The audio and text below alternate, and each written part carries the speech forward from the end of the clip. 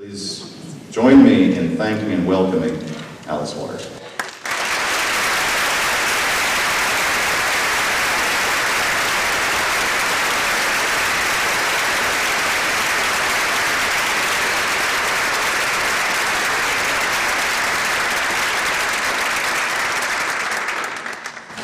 Thank you for that beautiful introduction and for inviting me to this really amazing museum. I had a special tour this afternoon and I'm just really impressed.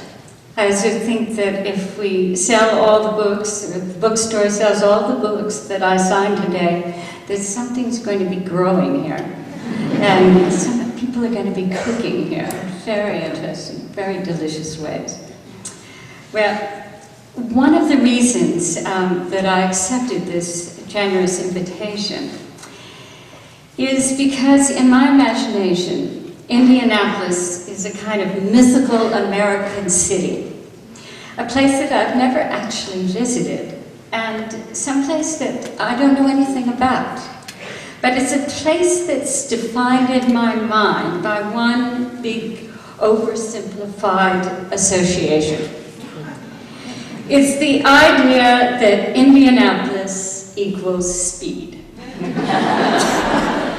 And of course, that speed represents progress. It may have reached its highest point of development in fast food.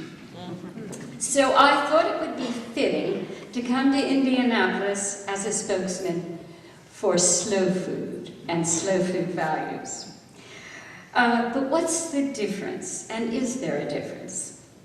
I'm reminded of a story about a snail and a turtle.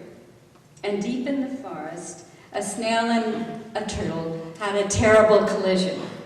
And it was a horrible accident, and there were lots of injuries. And so the ambulance comes and takes the snail to the emergency room. And the doctor asks the snail what happened. And the snail is sort of drifting in and out of consciousness and says, "I don't know, doctor. It all happened so fast." So I guess I have to explain what I mean about slow food. Well, for one thing, as many of you know, slow food is an international movement founded by my friend Carlo Vitrini. And it has a snail for a logo. And in 1986, when a McDonald's franchise opened right at the base of the Spanish Steps in Rome, on a beautiful Baroque Piazza di Spagna, Carlo made headlines by organizing a protest. And you may remember the famous French protest of a McDonald's a few years later when this angry organic farmer named José Bové drove his tractor right into a McDonald's and smashed it up. But the French and the Italians are not the same. And when Carlo organized his protest, it was completely peaceful. He got a bunch of grandmothers to make slow-cooked bolognese sauce. And the crowd marched by the new McDonald's holding up not just placards, but bowls of fresh penne. And his hope was to convince people that we have to preserve traditional food and everything it brings into our lives. Well, Carlo has been pretty successful in getting his message across, but the best he could do in Rome was to get McDonald's to take down the golden arches in front of the restaurant. So the Romans and the tourists can still buy those Big Macs, but at least the Baroque splendor of that piazza isn't marred by those ugly neon arches. Well, in the years since it was founded, Slow Food International has become a grassroots organization, and you said it was in 141 countries, and I thought it was only in 131. But it has over 100,000 members, and they're all devoted to combating fast food values, and the fast food economy, and the damage they do to our bodies, to our families, and to our communities. Well, I'll get back to fast food in a moment, but now I want to give you Carlo's prescription for curing what ails us: quality food, by which he means food that is good, clean, and fair. By clean, he means, of course, no pesticides, no artificial preservatives, no growth hormones, no animal feeds given to the livestock. In a word, natural. But I'm not here to talk about that. Nor, to be honest, am I here to talk about fair, by which Carlo means a form of social justice, paying fair wages to farm workers and fair prices to all of the farmers. What I want to talk to you tonight about is the good, as in good food and the positive ripples it can send through families and communities. Good food has been my life's work. What I mean by good is pretty straightforward. Fruits and vegetables that are seasonal and ripe and so fresh that they awaken your senses. Delicious meals cooked with care and enjoyed around a family with friends. In my view, there's nothing more central to our humanity or to the health of our society. Bad food, by contrast, industrial food, fast food, is an assault, and we must and can resist it together. I came to this philosophy on my own, and maybe you know this story, but I thought it would be really important for me to go back sort of to my beginnings, because I grew up as a rather average kid in New Jersey in the 1950s. My father did plant a victory garden in our backyard because, as you probably know, during World War II, the government actually encouraged families to grow food for their tables as part of the war effort. And one 4th of July, for a costume contest, my mother dressed me up as the queen of the garden. And I had a skirt of asparagus and a lettuce top and bracelets that had peppers, little bell peppers, and I had a wreath of strawberries on my head, and I won first prize. But it was much later, while I was traveling in Europe, that I really started paying attention to eating with all of my senses. I spent my junior year of college in Paris. I'm a little ashamed to report that I hardly ever attended courses that year. My friend Sarah and I were too busy eating. We started out at the self-service cafe because we were afraid to speak French. But we found things there that I'd never tasted before, things like yogurt and pâté and oysters. Eventually, I got up my courage and started hanging out with French students who took a critical approach to food as a matter of course. For the first time, I met people who thought of good food as an indispensable part of life. Every day was punctuated by food-related decisions. It went without saying that you had to get to the bakery early so you could get the hot bread. And you wanted to, maybe an hour or so in the afternoon, to sit in a cafe and enjoy a coffee with friends. But the biggest surprise was that my new French friends not only bought produce that was in season, because that's when it was the least expensive and best tasting, but they spent time cooking. Eating together was the most important ritual of their lives, a crucial and non-negotiable time when the flavors and the smells of roasting chicken and sizzling garlic, the crunch of crusty bread and the taste of local wine teased out their most passionate ideas and feelings. I had never thought about food so seriously before, and I certainly had never thought about pleasure that way. Nor was any of this an intellectual exercise. I was just absorbed in all of these lessons by living them. And I began to feel this intimate connection between eating good food and living a truly good life. After college, I traveled to Turkey and I had another awakening, this time about food and hospitality. To be precise, about the no questions asked, sort of totally accepting and generous sharing that seems to come so naturally from people who live close to the land.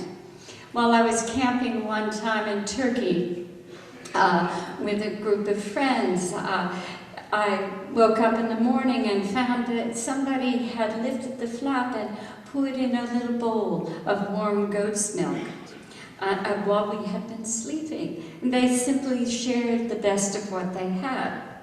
I didn't know then, of course, that these experiences of food and hospitality would shape the rest of my life. From Turkey, we went to Corfu, where I lived for a while, and practically nothing, very simply watching the sun come up and the moon go down over the sea. And we ate fish caught from that sea, and we picked fruit from the trees. There was a sense of immediacy and aliveness about the food. It was so clearly part of the natural rhythms of the island. Spending my days and nights there and eating and living so close to the earth, I felt my whole life beginning to make sense. Looking back now, I understand why. I was learning that something as simple as food you can eat can put you directly in harmony with the natural world. Not too long after my dreamy season in Corfu, I moved back to Berkeley and I started Chez Panisse. When I first opened the restaurant in 1971, all I wanted was to recreate the food and the hospitality that I had enjoyed so much abroad. A place where my family and friends could gather, eat great food, and talk about politics. After all, I grew up in Berkeley in the 60s. So central to that mission was the job of waking up the senses of every one of those diners. I wanted our customers to feel what I had felt when I was drinking that goat's milk. I wanted to sort of peel back the alienation people suffer when they subsist on food that has been mass-produced in distant factories and sold to them in plastic wrap. I wanted to give people the experience of tasting a real tomato for the first time. I wanted to show lawyers and teachers and parents how to savor the miracle of a midsummer peach. Fairly quickly, however, I learned that in order to get the tomatoes and the peaches that were good enough, I would have to reach out to the producers, to the farmers, to the dairymen, and all the ranchers. I wasn't being driven by a philosophy back then. I wasn't thinking about sustainability or ecology. I was only looking for flavor. I planted a lettuce garden in my backyard because you simply couldn't find good lettuces in those days. And I began sniffing around the country roads, pleading with small growers to grow those Blenheim apricots and the tender young peas and all the other foods I wanted to serve at Chez Panisse.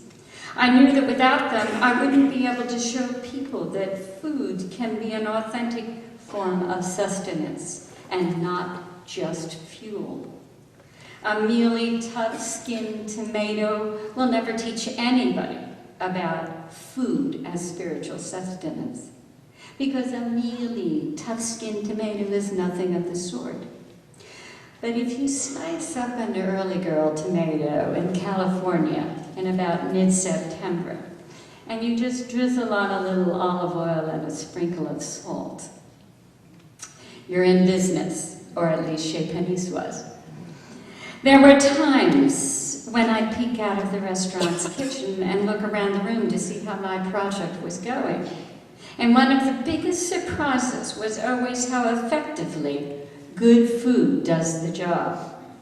Night after night, I watched stressed out, distracted diners transformed into happy eaters, lost in great conversation. The ripple effects of good food went all around the dining room. And to this day, Chez Panisse has never done any advertising. Our customers just tell their friends and they tell their neighbors about the good place, And thank goodness the restaurant fills up, and it stayed that way for all these years. Once more, in the midst of all that good eating and all those good times, we created a deeply integrated web of producers caring for the land and a new economy. This is very important, dedicated to good and sustainable food, and even a new way of feeding and teaching school children. These days, of course, I depend on my chefs to keep nourishing our customers while I focus on sending the positive ripples of good food out here in Indiana.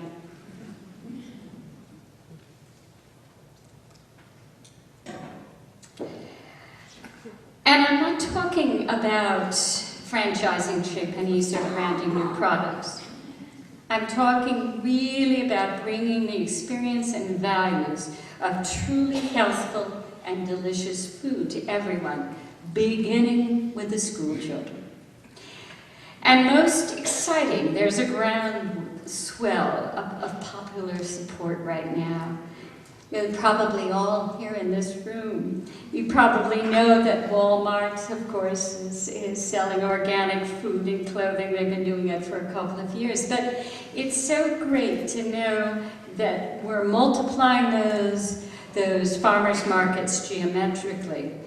There were in about 1990, there were about 1,900 farmers markets in the United States, and now they're way over 5,000, and that doesn't count any of those little roadside stands. We're at really an amazing moment in history. And I'm thinking, of course, to our new presidential administration, which, among other things, has the opportunity to appoint a Secretary of Agriculture who supports a greener, more diversified, and more sustainable agriculture.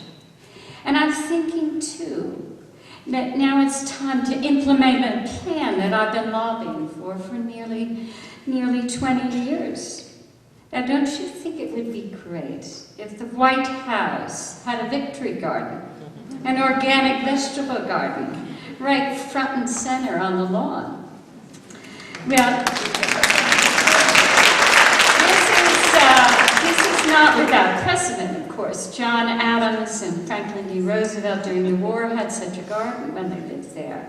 And imagine what a symbol it would be, what a message it would be and send to the world if the president were giving his press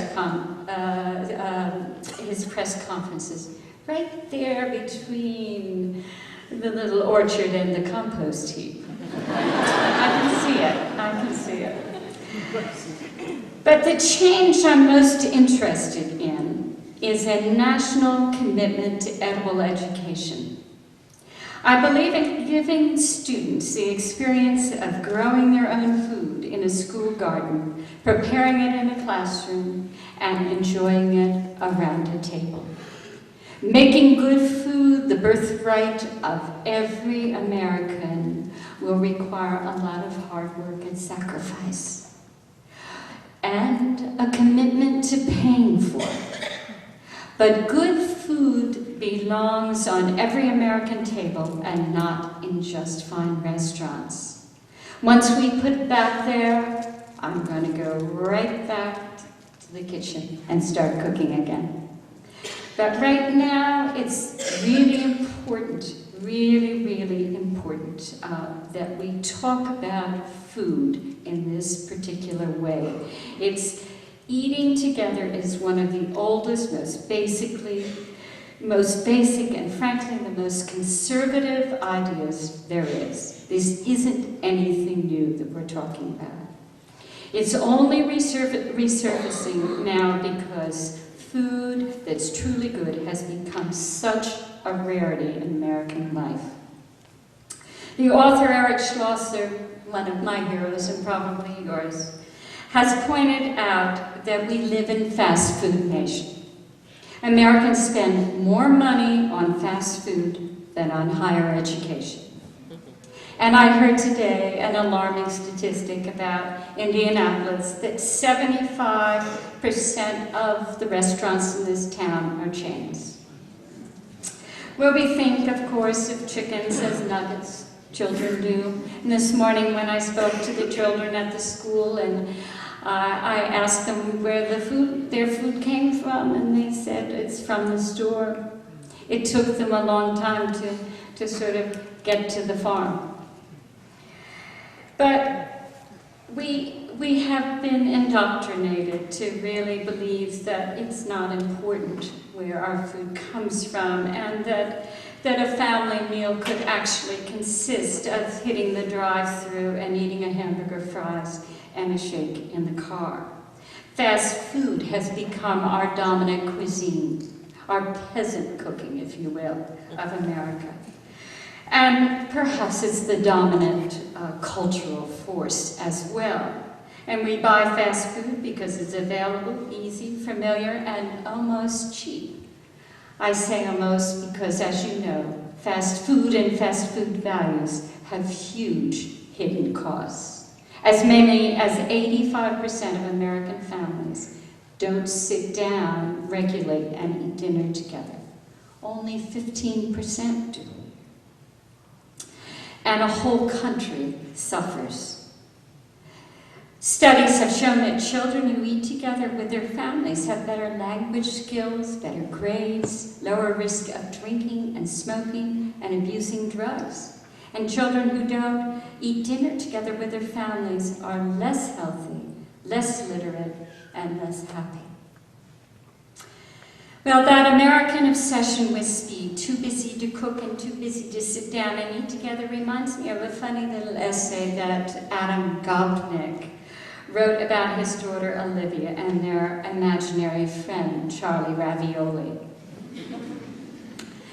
Well, Charlie Ravioli was always too busy to play with Olivia, always rushing around to meetings and hopping in cabs. An imagined fact which Adam and his wife found deeply depressing. Adam's sister, a developmental psychologist, found this distressing too, and she suggested that Olivia and Ravioli and the whole Adam clan decamp to California to live a slower life and tend an organic garden. But I digress. The point is, and I think we can all agree, we don't want life to be so fast that our children dream up imaginary friends too busy to play with them. Nor do we want children to eat in such a fast and hurried manner that they run the risk of being at once malnourished and obese. What's more, fast food and fast food values don't just happen in restaurants along freeways. The fast food mentality has infiltrated every grocery store in this country, and I dare say even health food stores. My good friend and neighbor, Michael Pollan, who I hear came to Indianapolis not long ago, has been writing about the rise of what he calls nutritionism, brought on by the food manufacturers who constantly have new products to sell, and also by the journalists who are always looking for stories. Well, Michael defines nutritionism as the widely shared and unexamined assumption that the key to understanding food is the nutrient. Think of the so-called essential vitamins and minerals in every box of Fruit Loops, the zero-carb tortillas, and the frozen dinners fortified with omega-3 fatty acids. The implication, of course, is the whole point of eating is bodily health. That all we need from food is a particular mix of calories and compounds. Pleasure and socializing don't figure, and they should. We've heard about the so-called French paradox. The French eat foie gras and crème brûlée, and we live on snack wells and lean cuisine. And yet, much to our astonishment, they live longer. Of course, that's changing in France, unfortunately, because, of course, they're starting to eat like us, but that's another story.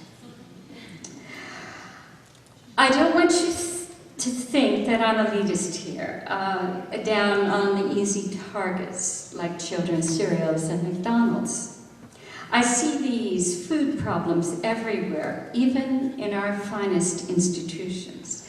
And I've told this story many times, and I think of it so often because it was when I was taking my daughter to go to school at the mountain school in Vermont, and she was going away from home for the first time, and I was a little traumatized by it, even though that school is a wonderful place with a whole garden that's integrated into the curriculum.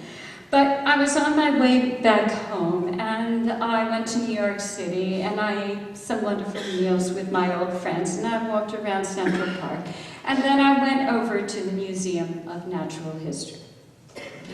And as you know, it's that remarkable piece of Romanesque revival architecture. It's an amazing place, and I remembered going in from New Jersey as a child to San Francisco, and I was swept away by the soaring spaces and all the dinosaurs and the dioramas celebrating the family of man. And as an adult, I'm happy to say the museum still feels full of wonder. The whole world on display, the entire animal kingdom, rare Japanese textiles and ancient African masks. And it's a dazzling monument to everything ambitious and awe-inspiring about the human spirit. And then I walked into the museum cafe. Suddenly my expansive feelings shriveled up. I just don't understand how people come into a marvelous museum and open themselves up to everything great about being on Earth, and then they turn around and allow themselves to be fed in such an unmarvelous way. But people were lining up there like robots, and they were grabbing their plastic trays, and the room had that steamy, waterlogged hospital food smell. You know that smell. You can see the pre-cooked plastic pouches being microwaved and dumped onto plates. And I started to wonder at this terrifically anti-heroic exhibit, and then I left. I had to leave. Here everybody was celebrating what it was to be alive, and yet in that same institution that put together those great exhibits seemed unable to conceive of lunch as anything more than to replenish our caloric needs and portion sugar water down our throats. Since then, of course, they've done an upgrade. Many institutions have done an upgrade. It looks better. There are bowls of actual oranges and apples on the counter. And it looks better. But I believe that the food still expresses the fast food values. There's still essentially pizzas and sodas being served at the Natural History Museum.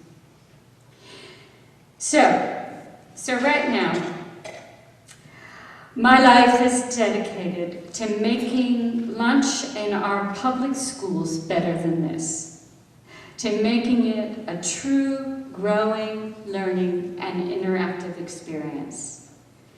It all started, innocently enough, near my home in Berkeley at the Martin Luther King Middle Junior School, which serves a very diverse group of kids, about 1,000 kids at the school in 6th, 7th, and 8th grades.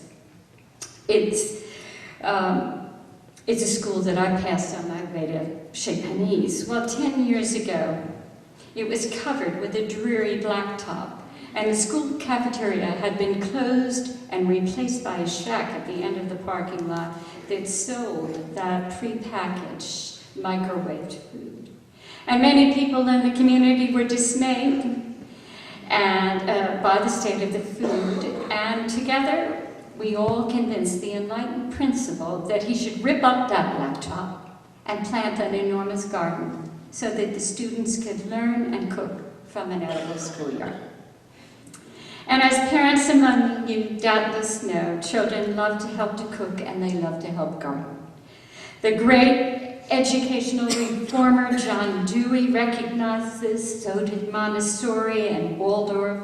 Clear back in 1909, there was a California educator whose name was James Ralph Jewell, and he wrote a booklet entitled A Gardening Curriculum for the California Public Schools.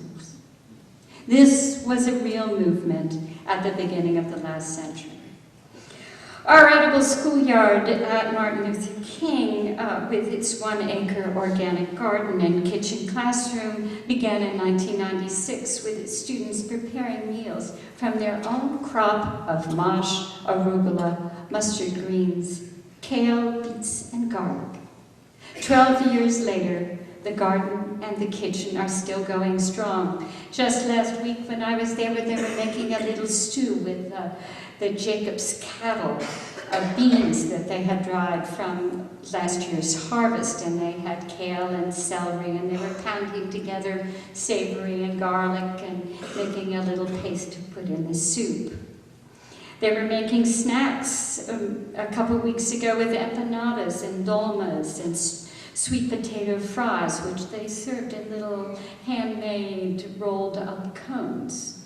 They learn about taste, they learn about nutrition, they learn about ripeness, conservation, composting, and respect. Best of all, recognizing that good food is the right of every child, the Berkeley Board of Education voted to adopt the model of an edible education in every one of the city's public schools. Ultimately, this might mean that we would feed 9,000 kids on 16 campuses and legitimize a new way of thinking and teaching about food. We want children to see that the decisions that they make are the most important of their life. To see that eating is not just about fueling up, that it isn't something to do on the cheap as quickly as possible. You know, I saw a bumper sticker, and I tell this joke all the time too because it's so good. A bumper sticker in the car that said, "If I am what I eat, then I'm fast, cheap, and easy." Well, you know, it's really clever. It's funny, it is funny. But is fast, cheap, and easy what we want our kids to be? Some might say, isn't it a fantasy to dream of planning edible schoolyards across the country and teaching children in every grade the basics of eco-gastronomy? And what I mean about eco-gastronomy is the way our relationship with food has an impact on every aspect of our life, and especially the environment. This is a tall order, but you know, we've made these big changes before. 50 years ago, we had a preview of today's obesity crisis, and Kennedy's presidential council told us that our children were not physically fit. And we did something about it at great expense. Do you know, we put physical education into every school in America. We built gyms, and we built tracks, and we bought equipment, and we hired teachers at great expense, and we made physical education part of the core curriculum. And the kids were graded on their performance. Now, very sadly, of course, we're undoing all that work by cutting funding for recess and gym. But this is an idea that can happen. And in a country where 9 million children over 6 are obese, we need physical education more than ever. And we need that the diet to be part of the curriculum. We're already starting to see better food infiltrating the schools. You know, all over the country at every level, we're beginning to reevaluate the food services. And you were talking about Yale at the beginning. When my daughter first went there, we went into the cafeteria together, and she looked at me and I looked at her, and I said, "I don't think you can eat here, can you?" And she said, "No." And so we headed over with all the rest of the freshman parents, all 3,000, to meet the president. And we were very late in line, and my daughter was saying, "Now don't you say anything. Don't you say anything to him." And I said, "Oh, well, I'm not going to say a word." And we got there, and his wife said to me, "Now, are you Alice Waters?" And stopped the line right there, and so I couldn't help myself. And so I said, "You know, I'd really like to help you change the food here at Yale." And he was a little bit on automatic at that point. He said, "Okay, fine, yes, why don't you come and see me in my office?" And so I stayed, and I went to see him in his office. And of course, he thought that I was going to come and cook for him at his house. And I told him, of course, that that's not what I had in mind, that I was talking about what he was going to do about the food he was serving to all the children, all the 10,000 students at Yale. And it's kind of amazing what happened from that point. Fortunately, his chief financial officer had been someone who lived in Connecticut and had a farm there that had been paved over. And his interest was really supporting the small farmers of New Haven. And so the university, now we're talking 6 years later, it has a thriving garden with over 300 varieties of fruits and vegetables tended by 200 student volunteers. And the students at the residential college with the greenest dining hall are the envy of all of the other classmates. At one point they were trading cards to try to get in, false IDs. But the point here is not just to create token demonstration gardens, or even to upgrade the cafeteria meals with more local food. The point is to integrate food into the entire curriculum and to integrate the institution's food services into a sustainable and self-contained local economy. Yale is a large enough university that its commitment to sustainability has made it possible for them to buy an entire tomato crop from all organic farms nearby, and they can them for the wintertime use, reviving a local cannery in the process. That's what can happen. Chez Panisse, supports 85 people, 2 farms entirely, and we only serve 500 people a day. Just imagine, just multiply that out. If projects like this take root across the country, both education and agriculture will be transformed. 1 out of every 5 Americans is in school.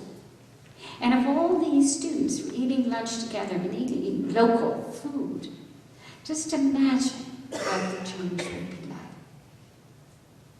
Over time, we would have a wholesome, affordable cuisine, and we would restore the health of our nation. Now,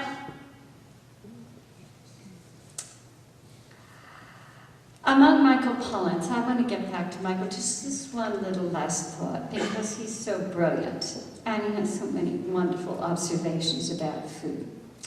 But the one that really struck me was when he said that we have to get back to eating food. By food, he means in its simplest, most direct form. Food that, as he puts it, our great-great-grandmother would recognize as food. Not your mother, because even she came of age with industrialized food that's processed, stripped of the nutrients, and then resprayed with vitamins. Michael's own remedy for the national eating disorder is not complicated, as he puts it. Eat food, not too much, mostly plants. He also urges us to put food back into the context of culture by eating within a traditional cuisine. French, Italian, Japanese, it doesn't matter. Humans have known for many thousands of years how to eat well. We wouldn't have survived this long if we didn't know how to feed ourselves. And traditional cuisines carry a much-needed and sorely lacking guide about what to eat, how much to eat, with whom to eat, and how to make delicious food. We have to go back there. But without any help from our traditional food culture or any education in schools, we're living at the mercy of the food scientists, the marketeers, and the so-called health experts. You know, Americans are now understandably lost. Do you know it's a wilderness out there? 17,000 new products hitting the grocery stores every year. 17,000. Is that possible? Now, I want to get, just at the end here, I want to get back to slowness. Slowness. Slowness in life, in food as in life, is a much overlooked virtue. The Czech novelist Milan Kundera could well have been thinking about the Indianapolis 500 when he wrote, quote, "Speed is a form of ecstasy the technical revolution has bestowed upon man." But just as there is, quote, "a secret bond between speed and forgetting," there's also a secret bond between slowness and memory. America is in a fast food and fast eating crisis, and we need to change this. Not through a daily pill or by eating omega-3 eggs, but by focusing on the slow and the good. By drinking homemade lemonade and eating fresh tortillas. By running our fingers over tender lettuces grown in school gardens by children who are enlivened by the fruits of their labor. And by planting that victory garden on the White House lawn. Thank you.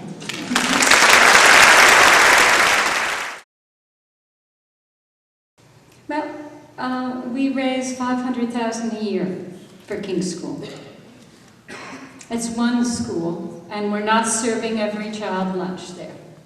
We're giving every child an experience in the garden and in the kitchen classrooms, and we're funding the salary of the head of nutrition services. We're funding all the teachers that breathe life into this project. A garden teacher, a kitchen teacher, 2 AmeriCorps, 2 administrators, and it's not possible to do this kind of program without local funding, city funding, state funding, and federal funding, unless you have Bill Gates or Warren Buffett right here at your arm. This is expensive because we want to pay the farmers the real price of food. I want to pay the farmers. I want them to be happy farming for shea pennies. I want to pay them.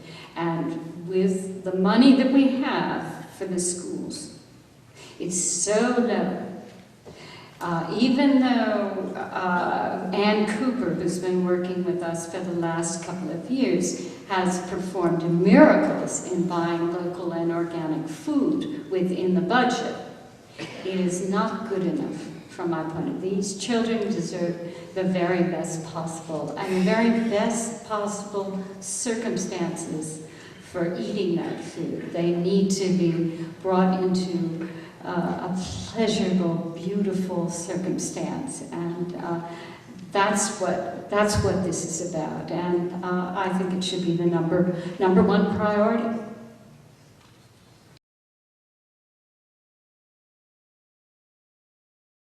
Elliot Coleman's philosophy of having a greenhouse, and I think we have to think about those greenhouses. We have to bring them back, and there are lots of beautiful models like the one in Maine. Elliot Coleman farms all winter and he closes in the summer.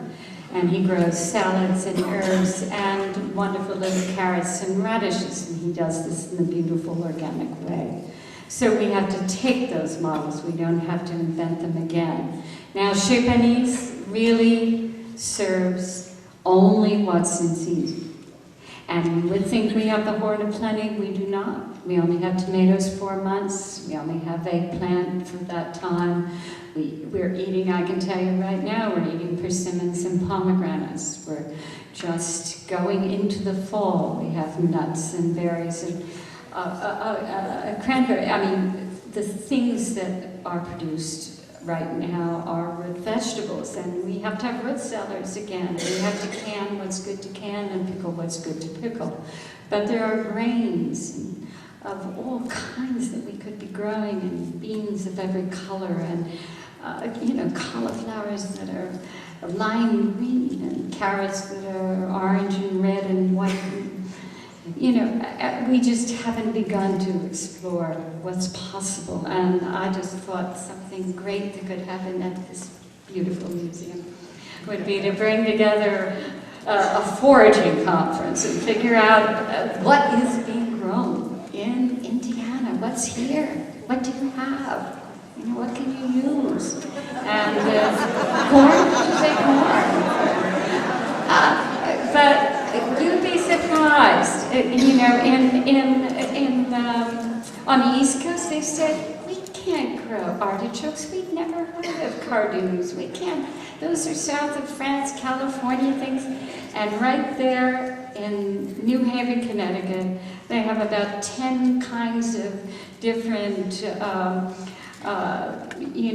radicchios and cardoons and artichokes, all of that can be grown. It's just some things grow better in certain microclimates, and we have to figure out which ones are better. And the gardener there found a great little tomato that can go through the summer rains, and it's a matter of putting our minds to it and connecting with other people around the world who have similar climates and experiences and share that knowledge.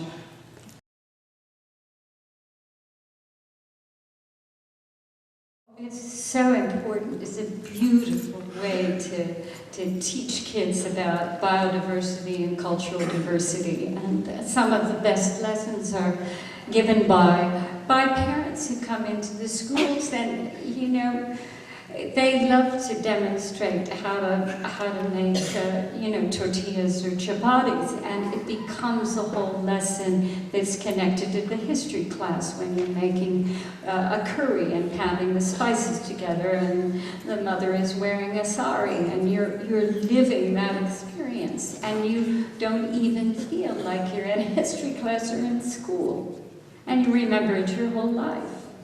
I mean, it's that you're doing improvisational cooking in the kitchen for a drama class. It's I was talking about it today with a group of chefs. It's like the difference between exercise and dancing. We're teaching kids how to dance, and we're bringing them into a pleasurable experience of school. And they become socialized and predisposed to learn when they're sitting together and they are eating the food that they have grown and cooked themselves. I mean, it's an amazing thing to see. And you say, this is as right as rain. Why isn't this happening in every school? Why isn't it? As I can't say it like Toni Morrison says. But I wish I could. She says, we all know the right thing to do. We just need to do it. We just need to do it. And it's true. You go into this, you say, why is this happening? Let's do it this other way. Let's change it. And it's amazing how money comes to good ideas. And that's what will happen, I'm sure.